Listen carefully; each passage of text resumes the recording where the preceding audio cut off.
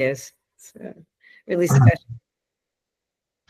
Okay, let's go for it. Not a very, very long one, but very deep message.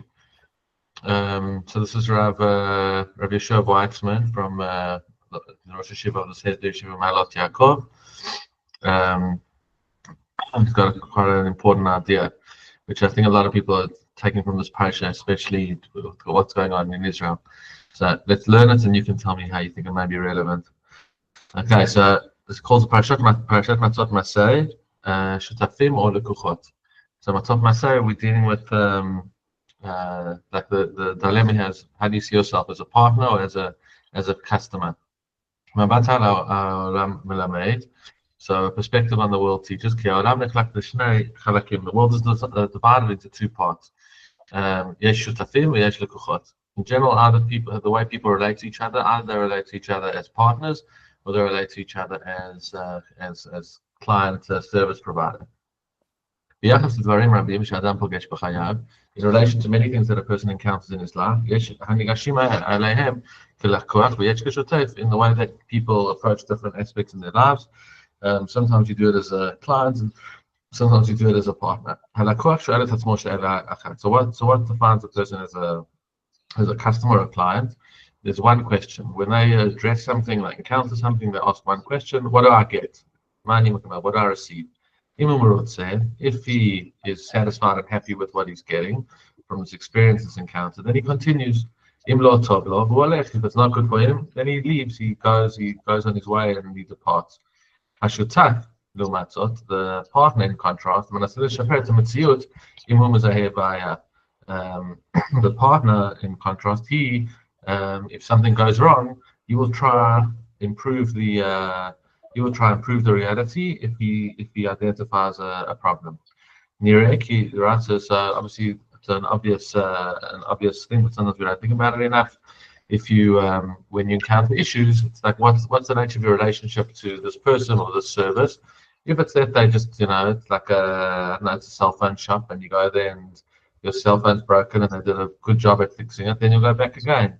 If they did a bad job, you'll never go back to them again. You go to someone else. There's no relationship that has to happen there. Maybe you'll be friendly with the person and have a nice chat with them, but ultimately you're there to get what you need for. You're there to get what you need for for your service, and beyond that, nothing more.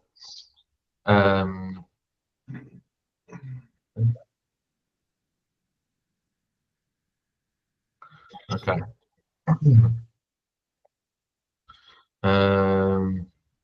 We're trying. Okay, exactly. Whereas when it comes to getting all these messages, we have to switch off this WhatsApp pinging.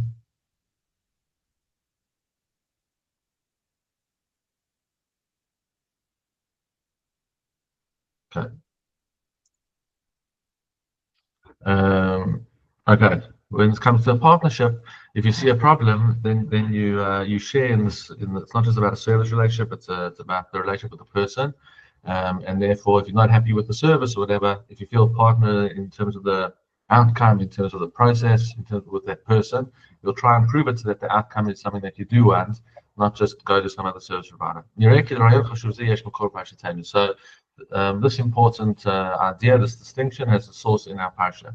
Bnei Gad and Bnei Reuven, the sons of the tribe of Gad and the tribe of Reuven. The Am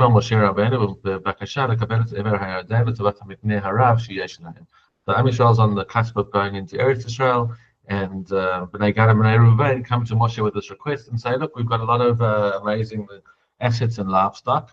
The land on this side of the Jordan River, i.e. not in Israel, seems to be much more suitable for our assets. So can we stay here? It seems like Moshe's response to their, sort of like benign request and very logical request seems completely out of proportion, or disproportionate rather, in relation to what they asked. So the Torah does note that they do have big livestock, big assets. And this land over there that they're in at the moment is a land that's good for that. L'chora is a bakasha tivit, and therefore it seems like a very natural and ordinary, reasonable bakasha. Moshe חושב, אין זה ראוי, יכול הוא לומר להם שהוא איננו מקבל לבקשתם. If Moshe says that things is not like an appropriate request, so then you can say to them, no, the answer is no, carry on with us and go. But he goes crazy on them. So he could respond to them in a very linear way. So you asked to stay over here because you had lots of mikneh around. And saying the farm may not be as good in Eretz, but there's land that's also appropriate for livestock. You should just come with us with everybody else. But he doesn't answer like that in a sort of like logical, sectional linear way.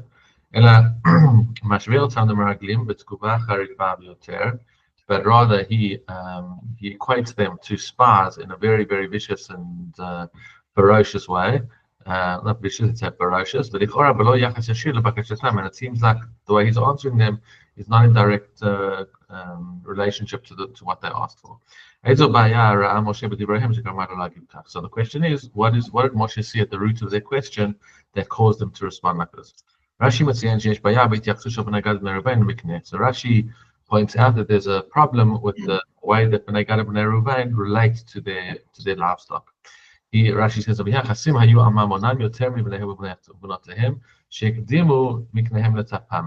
in the pasuk where they're asking, their priorities are all messed up. They first ask about their livestock. They say, like, can our livestock stay here? And then we'll come and set up the cities for our children and our wives. And Rashi says that's what Moshe was responding to. He's responding to the fact that they put their livestock before their children, and they had their priorities all messed up. And you can look after both, but you got to know what's ikar and what's tafel. Amar lehem Moshe, lo kain, asu ikar, but tafel tafel. Make the important things important and the secondary things secondary. Benu lachem tchila arim letapchem. First, build the cities for your children, and then make the fences for your livestock. So therefore Moshe sees that through the way that they talk and the way that they phrase things and prioritize things, there's a deep-rooted problem in their view of the world, in their world philosophy, and that's what he's responding to, not to this macro request, but rather to their macro philosophy and view of the world. So when Bnei Gad and Bnei Reuven looked at Israel, what did they say? They said, let's just see, how does this relate to our livestock? What defines us is our livestock, is our assets, is how rich we are, is how big our property is, and how wealthy we can be.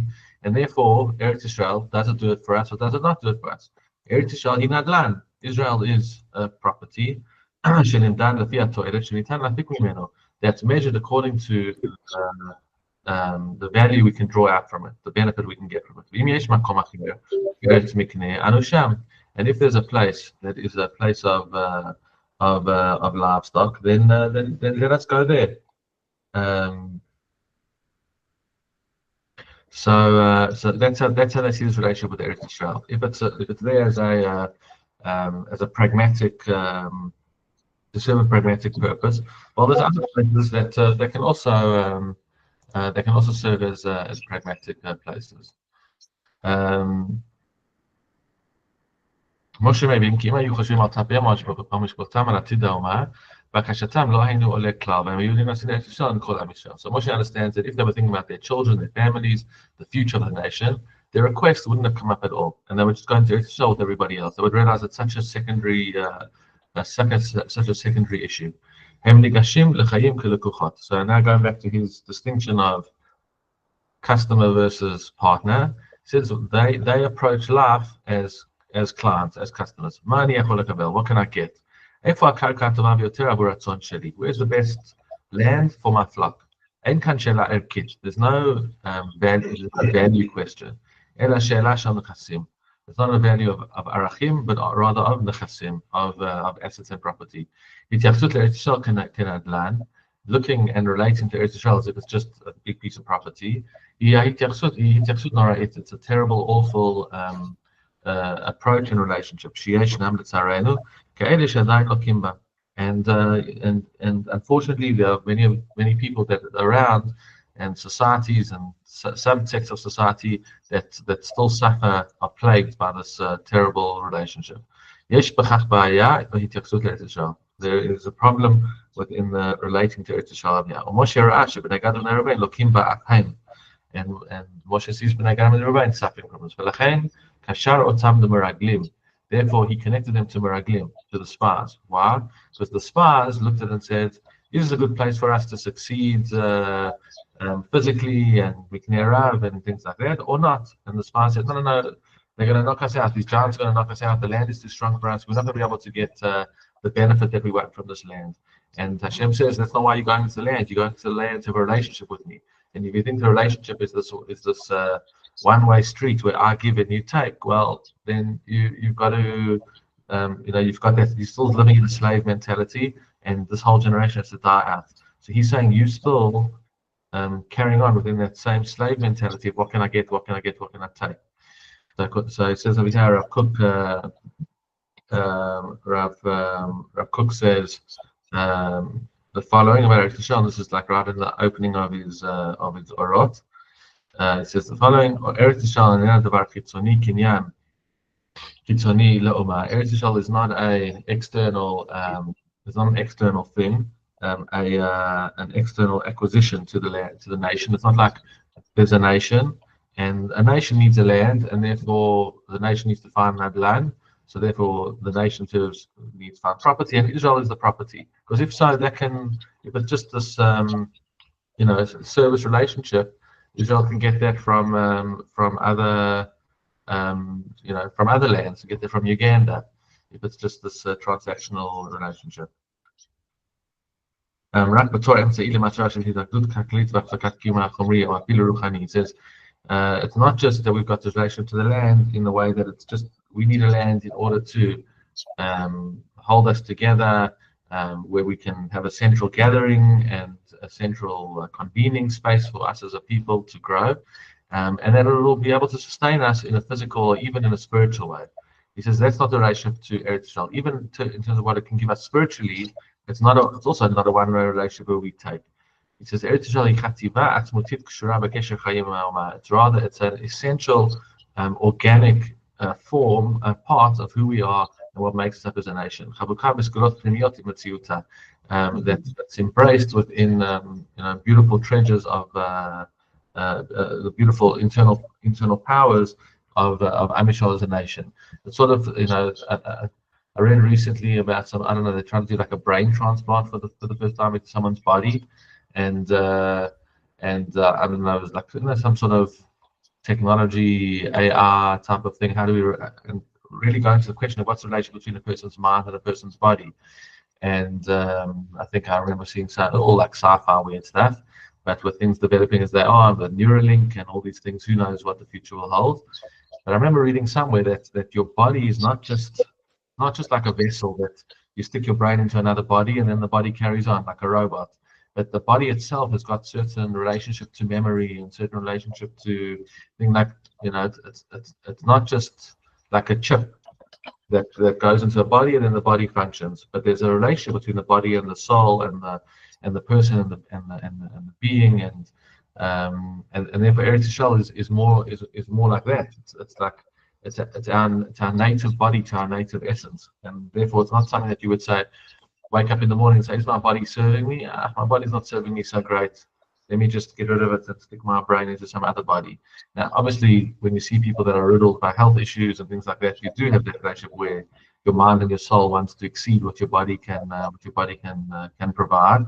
But in general, in a healthy relationship, you realize that your relationship between your body and your mind and your soul is something that's much more organic. And Israel is like that. Israel is not something where it's just an ATM machine and if I put in enough, am I going to get out enough? So it carries on, and Moshe ends with this. Moshe Omer lebnei Gad lebnei Reuven, alechem mityaches la'aretz k'shutafim. It's incumbent upon you to relate to the land as partners. Lilachem al haaretz, to fight for the land. להבין שארץ ישראל היא חלק מהותי מחייו של עם ישראל. That Eretz Yisrael is an essential part of the lifeblood of Am Yisrael, וגם עצם אינכם יכולים לוותר עליה, and you don't have any right or permission or justification to concede on it or to give up on it. רק אחר שבני גד ובני ראובן הסכימו לכך, only after בני גד ובני ראובן came through a massive paradigm shift in their relationship to understanding Israel, הסכימו לכך, then Moshe was able to actually agree with their bakasha. Right?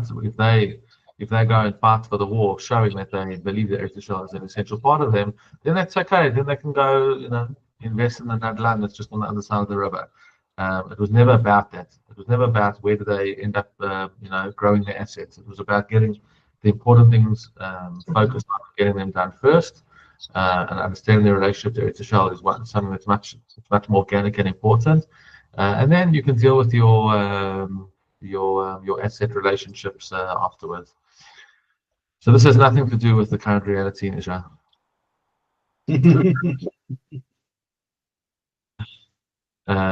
But it is remarkable to see how these how the parasha is just so crazily relatable. Obviously you've got this. He doesn't bring the pasuk here, but it's like this powerful pasuk when Moshe shouts at them and says, "Ha'achechem yavo lemilchama v'atem teshvu po." Like, you're going to allow your brothers to go into war and you're just going to sit over here. It's like ridiculous. It's hard to relate to it on both sides. It's like having made Aliyah and they're not serving in the army, not doing miluim. I want to resolve the tension by like diving in and going and doing miluim because it's the right thing to do. So it's hard to say. Even though I know what's right, the fact that I don't get to live what's right in that sense is a complicated space within the debate. I'm not going to, how simple is it me to scream at a certain second and say, how can you not serve in the army if I'm not doing it? You've got different reasons. But yesterday I got an SMS from my son's Rishon, which was frightening. So I guess I've got skin in the game, unfortunately. So yeah, this is a reality we live in, and there was already the foreshadowing of it when the first people were stepping into Eretz Yisrael. Now when we're fighting Milchemet Kiyum and Milchemet Atzmaut Mitachtet, the exact same things are true, and the exact same maladies influence human psyche. And we should be zocher, first of all, to, no need for wars, but it seems like if we have to fight by Hashem's values, there's going to be a contrasting forces to them always, and we should know as a people to unite as one against those things, and not waste any energy on trying to justify any side of saying that some people should carry that burden of life and death and other people shouldn't, no matter how powerful they may perceive the Torah to be. So maybe one day that'll be relevant in Israel. Okay. Well, I just think it is relevant in a different kind of a way, very relevant, even as far as people living outside of Israel as well as people living in, that it's your viewpoint of how you see why you're here, and the importance of Eretz Yisrael and the unity of our Am. And sometimes the priorities are not in the same place. It's again looking at what can we get from this, from our, is it worth keeping Gaza? Well, or is it worth keeping Judea and Samaria? How are we looking? Where are we placing our values? Where's our soul-body connection? And those that have it are fighting for this, and those that don't have it are saying, hey, it's a burden. It's not good. And then we have this conflict, and we could unify that. If we had a Moshe that could somehow get to the root of it and pull us together, because the Am pretty much it's the leaders that aren't, and unfortunately, and I think that is something, and you, even though you haven't been in the army, you are doing so much for the army. I mean, I don't see how you can even compare that. Oh, you're not a soldier. You are. You are a soldier. I'm taking as part of payment for the share that you better take my ego. Okay. But it's true. We all have such a big role. We're all soldiers here. Oh, you've got children. that are going in, or what we're doing something with chesed. We're all soldiers here. Mamash. A friend messaged me yesterday who said and I think the relationship and how people think about making aliyah, it's exactly like you're saying. Like, it's like, well, is Israel the right place for me? Am I going to be able to meet my needs economically or socially or happily? Like, that's not a fair question to ask. If you being here will strengthen Israel, which it certainly will. And I think, yeah, that's exactly what it's saying over here. Like you saying, Holly, that the is not just, it's not just about the physical war. It's talking about, do you see Eretz Yisrael as something so incredibly central and organic to who you are as a being that that you can even think about asking the question of, no, I'm going to stay in country X because my assets are growing over there and they won't grow as much in Israel. Which, thinking about that now, after your clarification, it's very, very powerful, because milchama is not just a milchama of holding a weapon and doing a thing. It's are you going to step into a place where there's conflict that's required of you to give a little bit in order to help us hold on to our homeland? It's a real, and it is a milchama. So my friend messaged me yesterday to say, what did he say? He asked me how work is going. I haven't been in touch with him for a long time. We worked together at graduate back in the day. And I said, thank God things are good, and I'm working on something really meaningful, which is a gift. And he said to me, he's just trying to keep customers from churning or this and that. So I said, every effort that you put in to get bread on the table, to feed your children and raise them up, he made Aliyah from America, is a massive part of sustaining and continuing our vision. So that's important. And then he said, and taxes.